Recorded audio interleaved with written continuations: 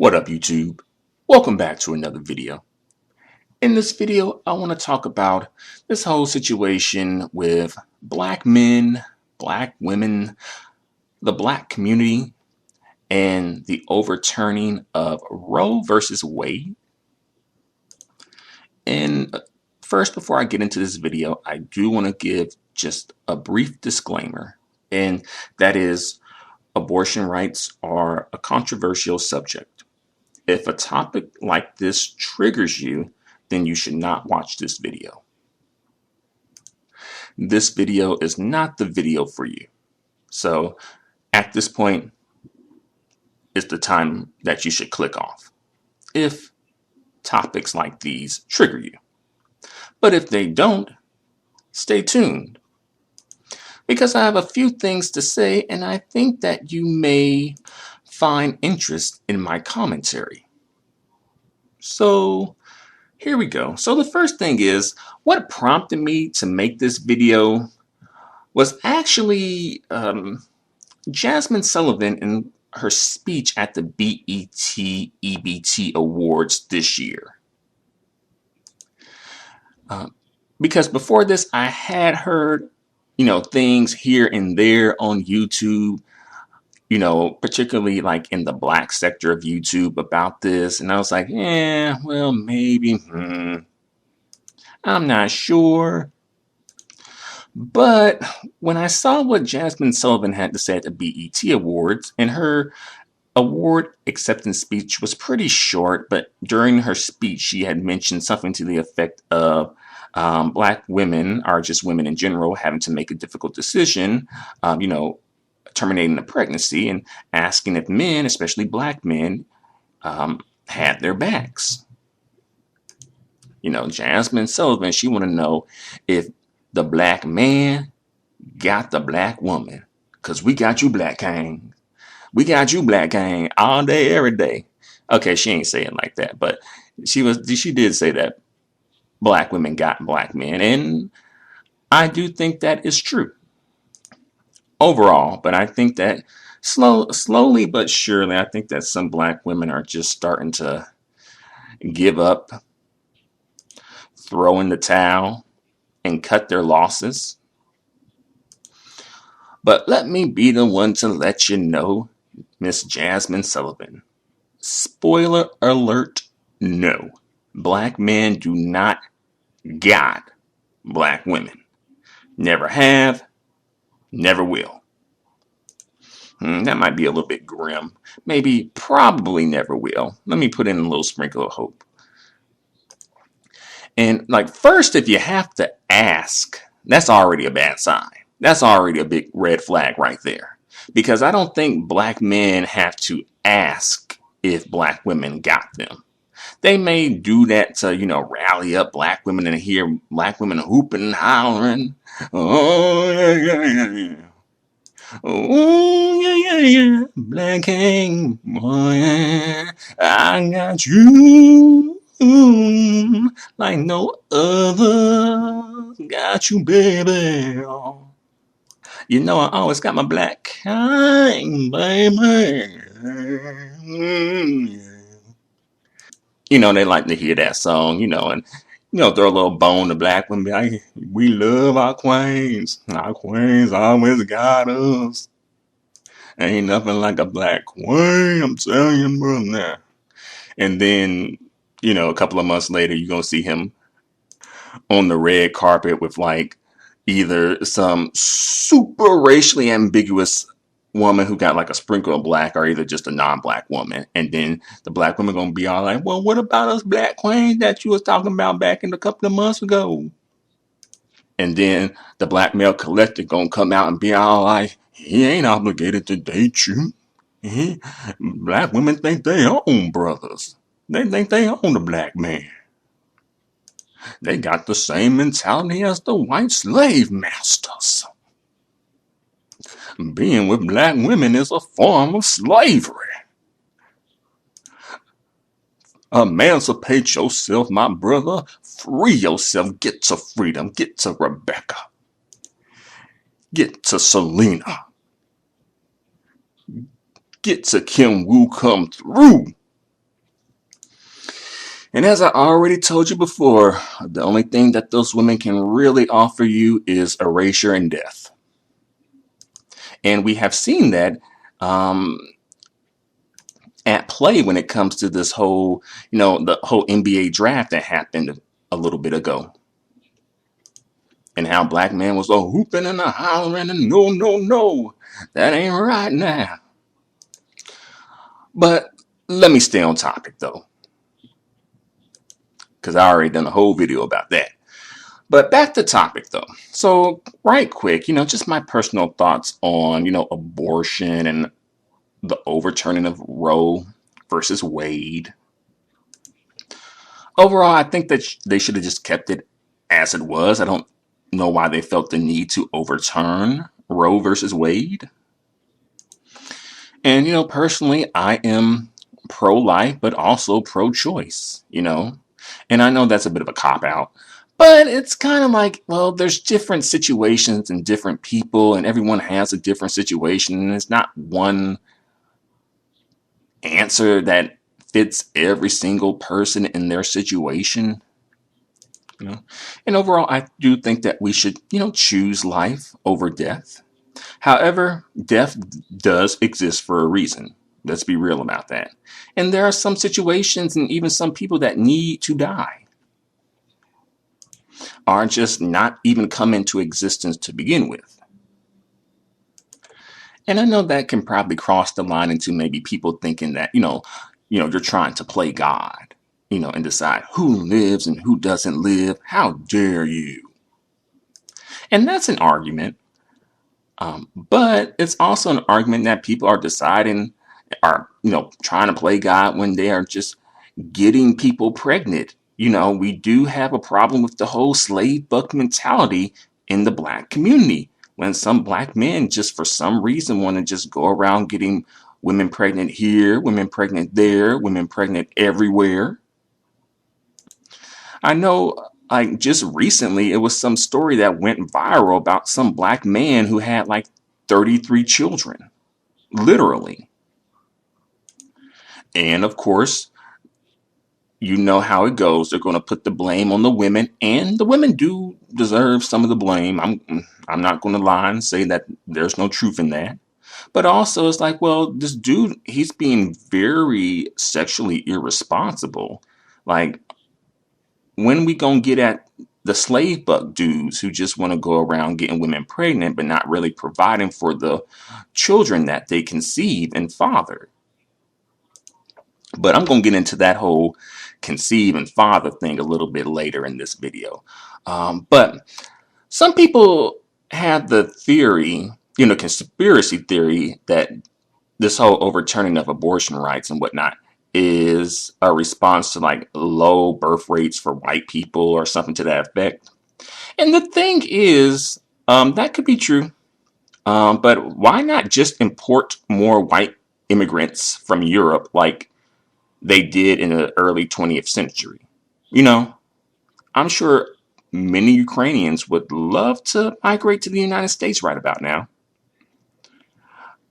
And also, you don't have to take away women's right to choose just to achieve this. And also, though, didn't they say like, oh, they was pushing Planned Parenthood and Margaret Sanger and all that on the black community, and trying to get the black woman to abort the children, abort their black melanated children up in there? Wouldn't that go away too, though? I'm just saying. But during this whole conversation we've been having about this, black men, particularly on social media, have been vocal, and seemingly they have been vocal on the stance of being pro-life. And, I find that really interesting. Black men, based on black men's behavior, actions versus words, black men could have fooled me on this, pro-life stance, because I've never heard black men mention anything about abortion or Roe versus Wade prior to this. Now, I will say, I do know on YouTube that some, some black female content creators have promoted the idea of aborting black male children. Now, they may have something to say about that, but please believe the reasons behind it are very self-serving. All right, it's not about the community. It ain't about the community. All right. If these black female content creators had the ideas like, oh, abort black female children, then those same men wouldn't care. They really wouldn't care about that. And, by the way, I do think that you need both black men and black women to continue black people, And I have heard some conversations about, oh, well, black women can get with biracial men and procreate black. But then wasn't the argument with that like, oh, well, the biracial people who come here, they end up getting with white people? And as well, just based purely on number, I don't think that is a viable option. I'm just trying to be realistic about this. I know all this seems, quote unquote, good on paper. But when you start thinking about it in actuality and like reality, how is that going to really work? But personally, at this point, I'm not even sure if, black children, male or female, need to be birthed into the black community. I really don't think the community is doing right by the children that we already have in the community. So why bring in more to suffer? And then, of course, we got the whole issue with colorism, especially when it affects, darker skinned black girls. Then the issue with like police brutality, too. So like I've said in previous videos, and as well other people have said it too, it's going to be a challenge to raise a black child. As well, it'll be a challenge to raise a biracial child who is mixed with black and non-black. There's going to be like sets of challenges for both of those possibilities. So choose your poison wisely. But back to black men being pro-life, though. I know that black men are pros at making life, being sperm donors, but not so much pros at taking care of the life and providing for the lives that they create. And then they're going to be all like, it's the system. It's the black woman. She colluding with the system to take down the brother and to push the black man out the black home and the black family. They don't want us to be no black fathers to the children. And it's like, well, let's say all this is true. You knew all this going into the situation, yet you still chose to go into the situation. Are you dumb? You a sucker. Yeah, I ever heard that Donkey of the Day sound clip by Remy Ma? She says it in that New York accent. She's like, "Are you dumb, stupid mother?" Like, hee haw, dumb mother. Yeah, but black men being pro-life, like really? With all this absentee fatherism going around in the black community? Black men are the poster child, or poster children, for absentee fathers. Also, gang violence, taking out your fellow black man on some gang violence stuff. And then let's not get on the femicide rate. Wasn't it the rate at like 5.5 hours last time I heard? Really, it could be argued that black men's existence is anti-life, because black men seem to F up and destroy more than they build and create. But I'll leave matters like that to God. But again, I really do want to know where this pro-life stance came from. Now, black women, on the other hand, I can see a little bit more, especially like older black women caught up in like toxic Christianity who be all like, children are a blessing from God. They sure is. And yes, they are. But why are you bringing your blessings into cursed, godless, and sometimes even demonic situations? And by the way, when I refer to toxic Christianity, I'm referring to when people use Christianity and the Bible to justify foul behavior, whether their foul behavior or the foul behavior of others. Behavior that they know is ungodly, behavior that they know is just demonic. But personally, I think that black men, or at least the ones on YouTube or social media, um, well, especially them, are just pro whatever restricts black women, right? Pro controlling black women, exerting some control over black women in some way. They want to force black women to give birth to their children that they don't want to provide for or take care of. What sense does that make? They also want black women to suffer and be bound to their quote unquote mistakes, with Pookie and Ray Ray. They don't want black women to have a way out of being trapped by Pookie and Ray Ray. It's all like, you made your bed, now you lie in it, black woman. Even though Joshua and Robert, aka Educated Lames, do the same thing as Pookie and Ray Ray, and even aspire to be like Pookie and Ray Ray, and even sometimes low-key hate on Pookie and Ray Ray because they can be wild slave bucks on the loose.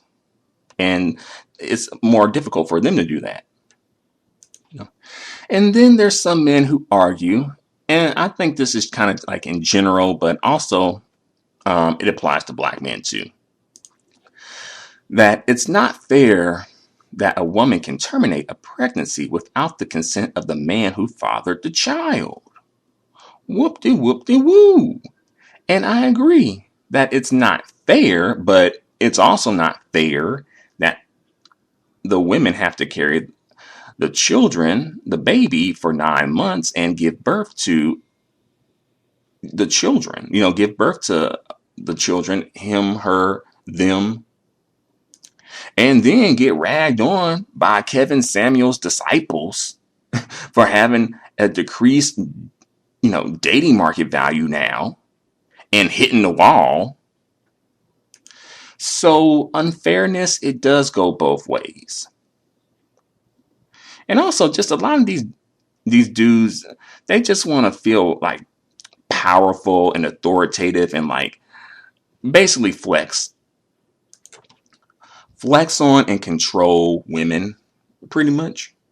Like you probably have heard that, the ramblings like, oh, a man initiate marriage, you feel me now? Men choose women, all right? If black women don't act right, brothers gonna replace them with non-black women. I'm talking about Selena. I'm talking about Rebecca. I'm talking about Miss Kim Woo coming on through. You feel me, brother? And high value men like us, us black men, we don't cheat. We exercise our options. You feel me? And I'm just like, well, I'm glad you are exercising something because it's obviously not your mind, body, or spirit. Because your health is crap, your mind is crap, and your spirit is definitely crap. And also notice, like, whenever there's an issue or a problem that affects primarily or exclusively black women, black men find an excuse not to help black women. On the other hand, black women find an excuse to make black men's problems their problems. As I've mentioned before, there are really no such things as black men problems. on paper at least, it's just like, oh, it's community problems, because it's like, oh, this is a problem that affects the community because black man is affected. When the black man is affected, the community is affected. Everybody's affected. When the black man is a victim, it's not the black man is sick. It's, oh, we sick. Oh, the community is sick when the black man got a cold. You see, that's how I go. Now, when it comes to black women and black women's problems and issues, it don't really be going like that, Because, when it comes to black women, you don't really be hearing black men coming through being all like, oh, I got a sister, I got a mother, you feel me? My mother, I got a daughter, I got a black daughter too, you feel me? My baby mama a black queen, you feel me, Shawnee? The woman down the street who cooked that good old soul food black, she a black queen too, you feel me? I'm gonna come through for my sisters. You don't really be hearing all that. Let's be real. Now, on the other hand, when it comes to black women, they come through strong and loud and strong for the black man. But I'm like, oh, no, no, no, no, no, no, no, no. That could be my son. That could be my brother. That could be my father. Oh, no. That could be my baby's father. No, no, no. That gonna be my Uber driver. That gonna be my mailman. Oh, yeah. UPS, FedEx. I'm talking about my Amazon Prime delivery guy. Yeah. You know the song by now, y'all. Y'all know the song by now. And since the community, especially black men, are so pro-life, well, how about first we concentrate on taking care of the children, the life who already here. Let's at least get them taken care of before forcing more children on a community that doesn't want them. At least black men who don't want them. And some black women don't want them either. But unfortunately, black men still got the reputation of being absentee fathers, whether street dudes or educated brothers. And that's something that black men have a primary role in, and that's something that black men need to address and rectify. But I don't really think black men care that much about that particular aspect of black man's public image. I mean, look at Future. He still is doing what he's doing. And, black men don't really get at Future like that for fathering, that many children and complaining about having to pay child support. And I heard that Nick Cannon was complaining about child support too. Now, I don't know if that part is true or not. That could just be rumor mill, but I heard that somewhere. Two slave bucks out here just creating life left and right and want to complain about child support. And, especially shame on Nick Cannon because, from what he's been saying, he's been having health issues and he don't even know if he's going to be here tomorrow or not. Based on health issues, I mean, we all don't really know for sure if we're going to be here today or tomorrow. Well, tomorrow, I mean, we're here today, but you know what I mean.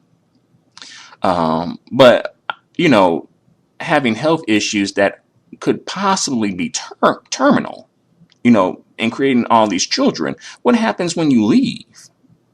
Those children are going to be without a father. And of course, I know things happen, and sometimes people become fatherless and single moms, divorced moms, widow moms, whatever, due to life happening or life ending. But to Nick Cannon, why not just concentrate on the children that you got? It's always about quantity, seemingly. It's about quantity more than quality. Because it's like, oh, keep creating the black children for what? What we doing that for? Like, purely for numbers. And at this point, they're using black women as just like breeders, you know. And I guess some of them probably are getting white women or non-black women into the mix as well, and exoticals and whatnot too. But also, like, there are so many children in the foster care system, especially black children. It's more difficult for black children to get adopted because typically white people adopt the most, at least in the United States. White people want to adopt children of their race, and I don't shame them for that. You know, they're looking out for their people. But since black men are so pro-life, you feel me? I'm talking about the brothers coming through on that pro-life stance, I'm telling you. But since they're so pro-life, perhaps black men can adopt some black children who are already here since, you know, they're so pro-life. Or at least can black men take care of the children that they actually father? You know, don't just talk about it, be about it. Right? Put some skin in the game, because it's very easy to make decisions for people that, you know, the decisions that you make will not affect you directly, right? But when you are invested in something and are directly affected by it, then it's different. People are not so quick to make these same decisions for themselves. So for black men, if you are really pro-life, you know, really about that pro-life, prove it. And prove it with your actions, not just words. Back it up with the actions. You know, so that's what I got to say about the whole pro-life, pro-choice situation in Roe versus Wade, black women, black men, black community. Feel me? But I do want to have a bit of a sidebar here. Just talk about a couple of things. So about the BET EBT Awards, you feel me? Taraji P. Henson hosted again and pushed the black male worship again, you know, and I think they probably did that on purpose. Also, they said that Lil Nas X was not nominated, nor did he perform. Normani did not perform, nor was she nominated. I believe Doja Cat was actually nominated, but I don't think she won anything. And also, Kevin Samuels was memorialized. For what? Like, why are we memorializing Kevin Samuels? Like, what? For bashing black women? For pandering to black men at the expense of black women? For pandering to celebrities? Nicki Minaj and the rest of them? But it goes to show you that, you know, they make sure that they are very selective about what they choose allow and what they choose to not allow, right? They ain't allowing Lil Nas X up in there, right? Because they don't want Lil Nas X to be damaging the black man's image. Which, all right, you know, folks have a right to be concerned about their image, definitely. But it's like, well, on the same token, though, you nominating, scrap that, you are paying tribute to and memorializing Kevin Samuels, who seemingly built up his empire, for a lack of a better word, or his brand off of bashing primarily black women. That's what he went viral for. You know, calling a black woman average at best and being very critical of women, especially black women. So, you know, folks didn't really take black women's thoughts and black women's feelings into consideration when it came to them memorializing Kevin Samuels at the BET EBT Awards. You know, and also another thing that I noticed, Slow Miami and P. Whitty, they weren't sitting together. Like really? Like y'all can't even sit together. But Slow Miami want to have a sign that says "Go Poppy."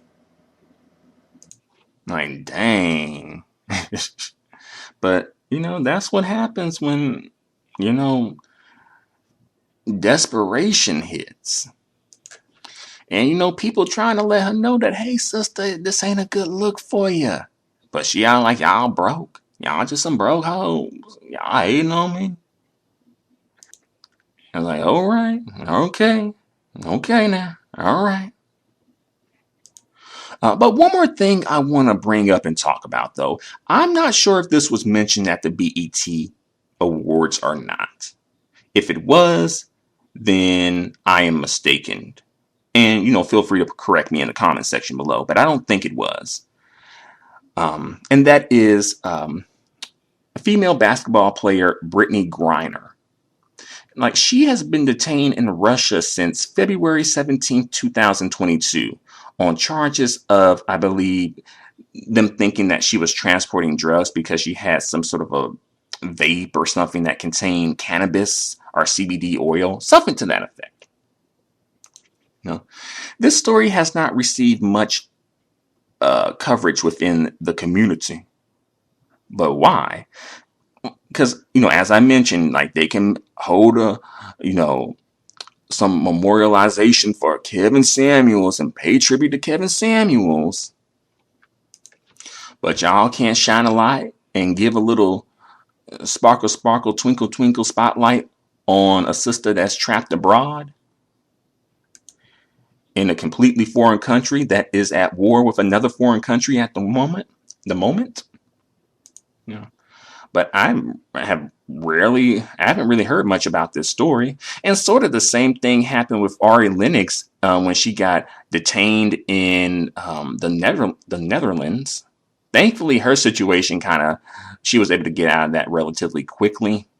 But people weren't hooping and hollering saying like, oh, free Ari Lennox, free our black queens. Nuh-uh. And Brittney Griner, she is a preference, but not a preference, you feel me? Not being shady, not being shady. I don't think she is biracial. She could be. But I think her mom might be maybe mixed and her dad is black, maybe. Or, mixed, white passing, perhaps. So she could possibly be biracial or nah, right? She is married to an unambiguous black woman, if that makes a difference, And her previous wife was also an unambiguous black woman, too. And I'll keep it real. I'm not going to lie. I thought she was married to a white woman. For some reason, I thought she was married to a white woman. Maybe it's because she is an athlete, maybe. Maybe it's because she seems to play like the masculine role in her relationship and marriage. But, a bit of a quick question to black women, would that matter in this case? Like, would that make a difference considering that Brittney Griner is a woman and not a man? Now, if it was a man, I, completely understand that. But in this situation, would it matter if she is married to a black woman or not? Just wondering. I can definitely understand that still being something of an issue or something to take note of. But let me know in the comment section about that.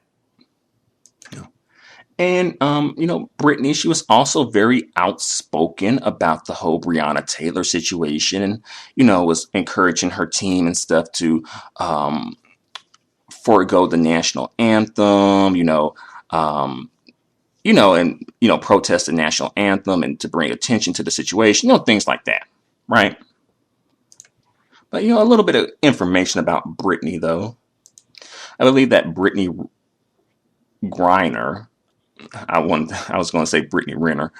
Brittney Griner, she is actually, I believe, about 6'8", 6'9", so, a very tall woman. And I believe she had came out to her parents in high school, and she said that her dad had, he didn't take it well. and I think she had to. She wind up like, I guess, leaving their house for about 6 weeks and living with the assistant coach. I guess until he came around a bit more. You know. And of course, she's also been outspoken about, bullying, things like that, bullying of the youth, especially like LGBT youth and whatnot. But that's pretty much all that I have to say for the moment. So let me know what you think about all of this in the comments section below. Until the next video, adios and goodbye for now.